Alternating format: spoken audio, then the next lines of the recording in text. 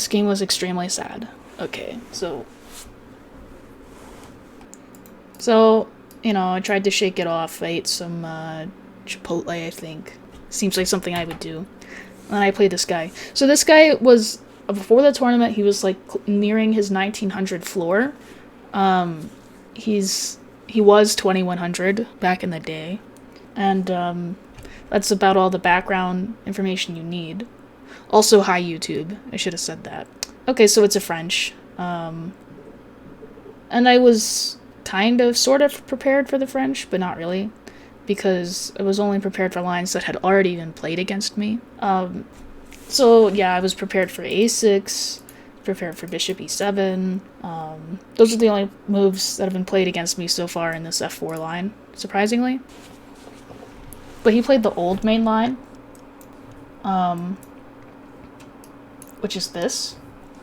And I was just playing normal moves, and he castled.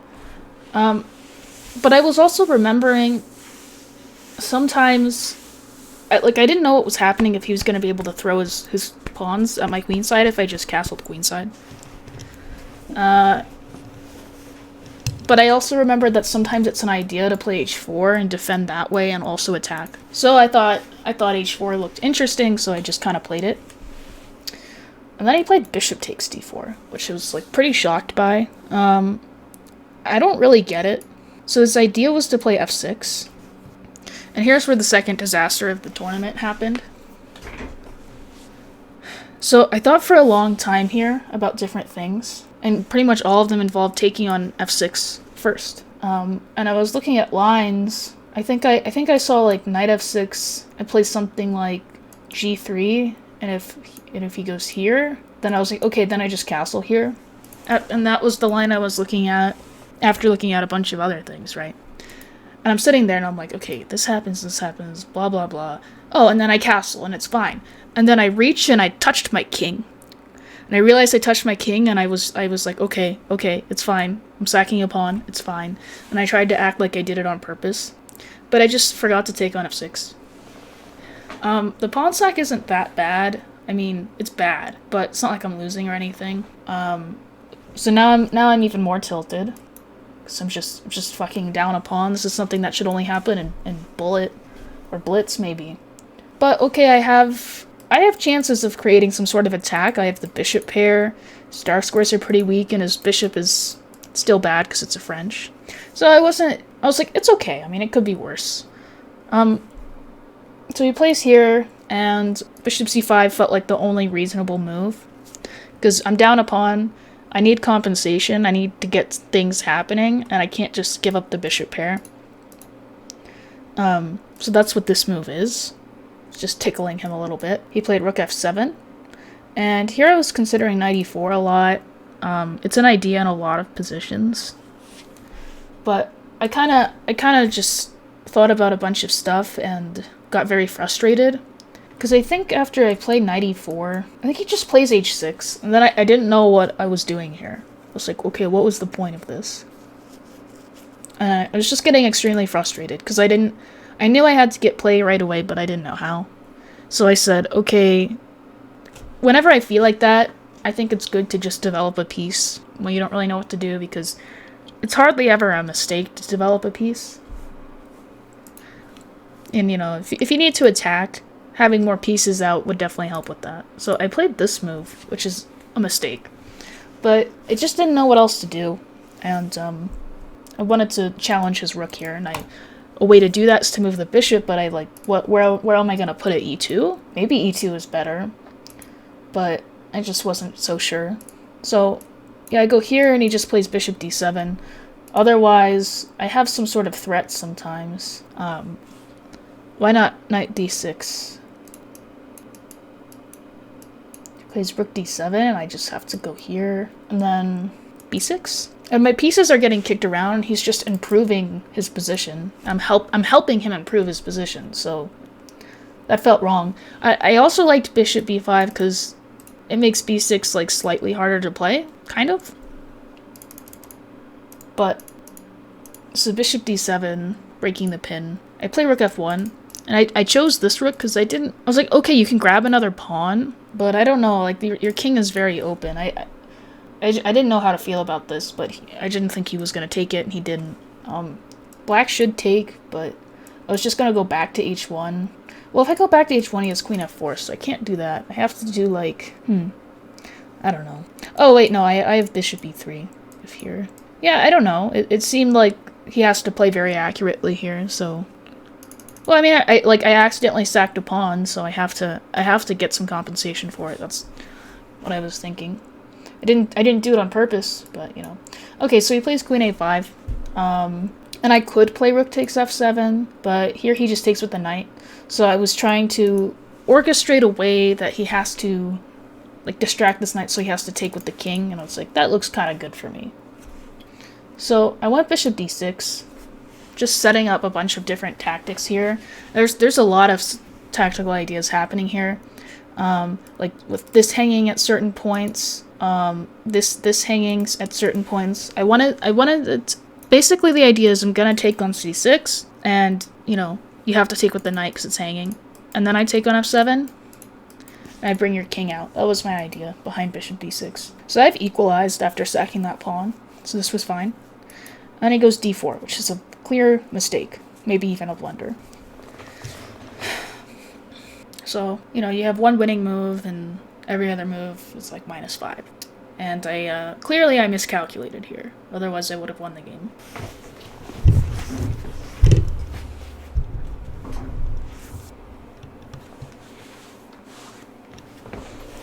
I missed a few things here. So I was thinking about why I played so poorly in this game.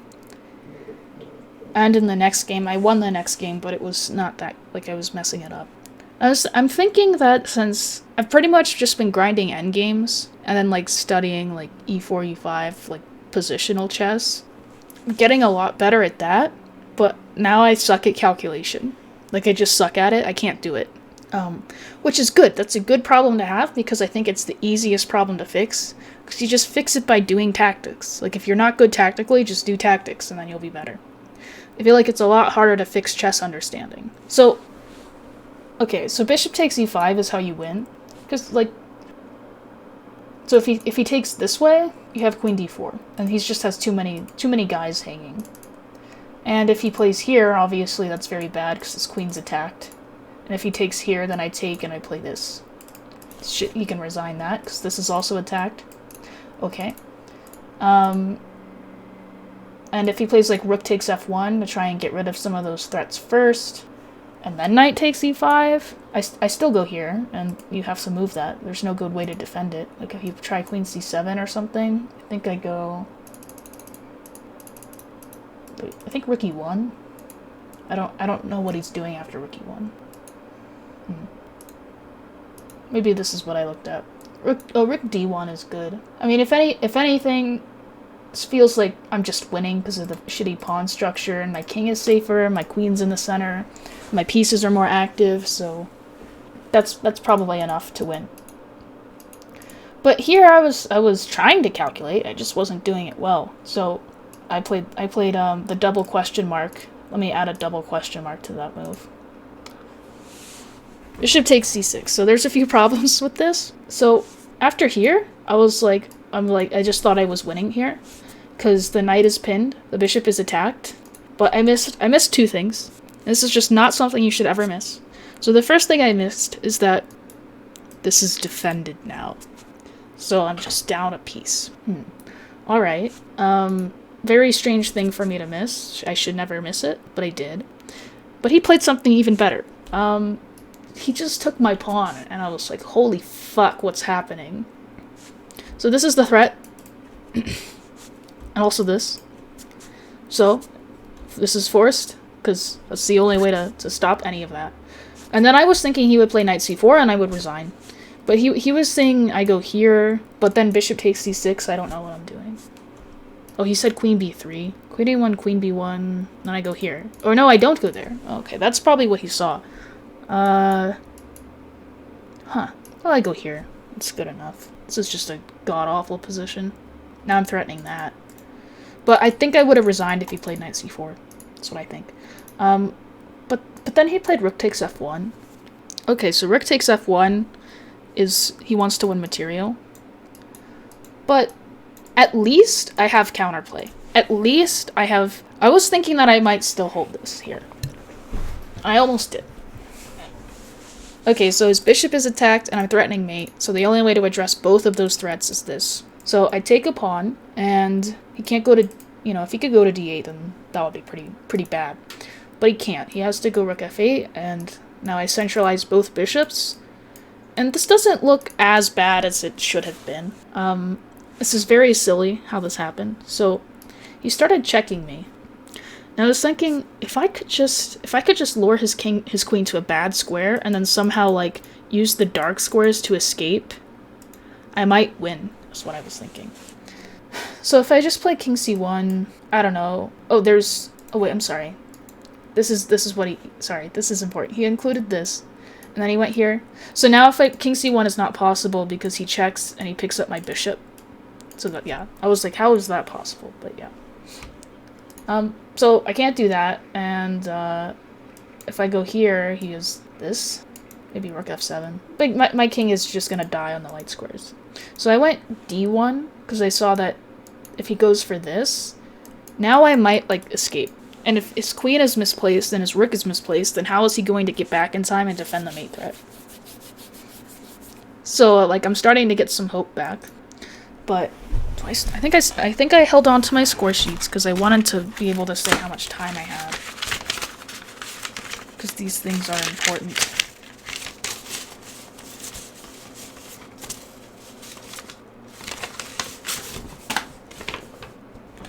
Okay. So I played king d4. I had 29 minutes. He only had 22. So he's giving me all these checks, right? I made a bad decision here. So if I just go king c5 right now, that's probably what I should do. It makes sense now. Like, I understand now. But in the moment, I was like, well, why not cut his queen out? Like, why wouldn't I just keep his queen in a box? So I went here. First of all, that allows rook takes g2, which I didn't see, apparently. But after rook f7, this is happening. And then he goes here. And then I am in danger of being checkmated in some way because I took away a flight square for my king. But it's still interesting. I should still play king c5 here, because then if queen f7, maybe I have bishop d4. And now it's looking like this is a mess, but I'm starting to like white, to be honest. Because this bishop is just stuck defending this pawn, this rook is stuck defending this mate, and the queen is kind of cut off from everything. So I should just do that, but I felt like I had to keep making threats, so I went here with many ideas. But this allows queen f2 and queen b6. He didn't play queen b6. But here, yeah, okay, I can do this. But this isn't as good as this could have been in other positions. Because I always have to worry about hanging my bishop now. So he played rook f5, which is a blunder. So it's actually equal now. And this is the draw I missed. People were telling me I missed a different draw that wasn't real, but they gaslit me into thinking it was. Okay, so white to play here. I mean, I feel like telling you it's equal makes it easier. No, you have to find a resource for white here. Okay, queen a8 and then rook f8. What happens? Because I don't have this tactic because this is defended. At this point, how much time did I have? Oh, by the way, I offered a draw after I played bishop takes b7. He said no. Okay, so I just go back, and if I go here, now white is winning. Because of what? Wait, what? Oh, right, I have to include that. Yeah, that's right. But he could go here. But I mean, yeah, this is just good. So that was an idea I saw. But I don't know, I guess it didn't register that this is perpetual, I think. But when you're losing the entire game and in a way that is really tilting, like the way that you know what I mean? It's hard to look for resources when you just think you're losing. It's easy to assume that you're just losing. So I played g4, which at first I thought looked really good, and it is, and I thought I might be winning here, but he goes queen b6, and now I realize that there's a big problem with this. And after the game, people were saying that this is a draw because here I go here, which is true, but he can just go here. But I was having trouble remembering everything, and I can't go here because this is mate. So that's what I saw, that it was losing my queen. So I can't do that. So now, like, I didn't see that whole idea. So now I'm just losing. Kind of end of the story there. Everyone was saying I should do this, and then I was like, yeah, why can't I do this? But it was because I was looking at this first, and I don't have a good thing. I don't have a good response. What do I do? Like, this is mate. So to do that, I mean, I could play this on, actually. This is kind of interesting, because you can't do this because of that. This is kind of interesting. I mean, my king is active, and so are my bishops. Black only has one winning move here. No, if I check on a8, he plays rook f8. That's what I did in the game, because I was running out of time, and I was like, okay, I'm just losing. This is kind of funny, though. So if black doesn't play king f6, then this is an equal position. Like, if he just pushes his pawn, I think that's pretty fucking ridiculous. So I moved my king to safety, and now I'm gonna do that, I think. Or a perpetual. But yeah, I mean, if he just goes here, then he blockades, or not blockades, but he gets out of these threats. He's threatening to take here now. If I go here, maybe a6 is annoying. But that's funny. I should have tried that. If I saw that idea, I think I would have tried it. But yeah, so I went here, rook f8, and like I went here because I was like, maybe he won't find the right follow-up.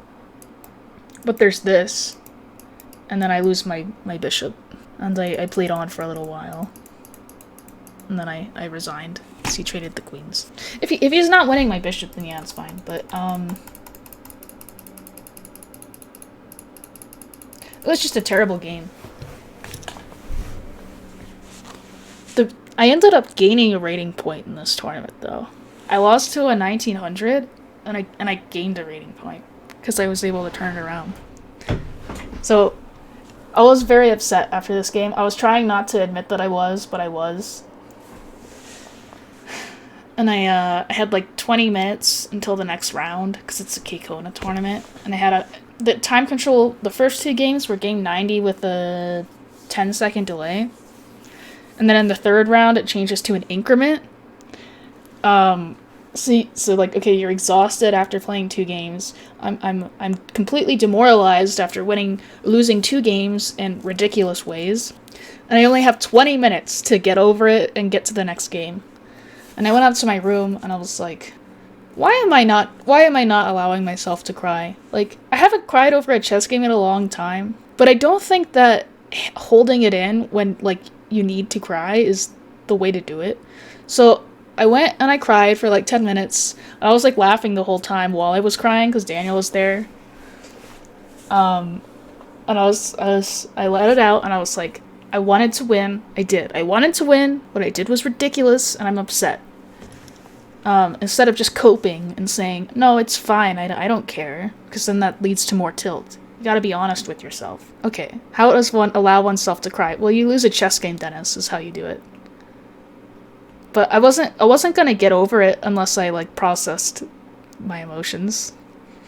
Well, yeah, I told some people that I went and I cried, and they just looked really uncomfortable, and it was like, what? What's the big deal? Crying is good for you. I don't know what to tell you.